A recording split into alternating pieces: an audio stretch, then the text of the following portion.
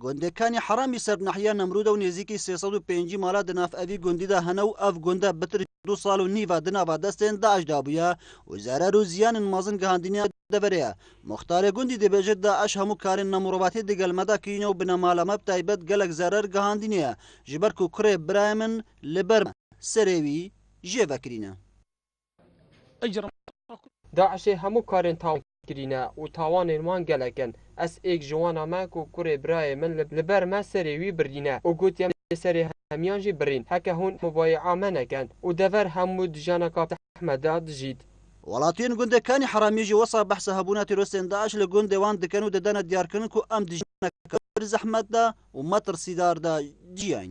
محتلة من داعش Gundê pirî Daişe û gund hemû kontrol kiribû. Xelkê me pitir ji 2 sala û nîva û çû kar û delîvên karî nebûn û mala Xwedê ava ku pêşmerge û hejda şeعبî em ji destê Daeş rizgar kirîn û tawanên mezin Daeş li gundê me kirîne. أول مرة نرحب بكم.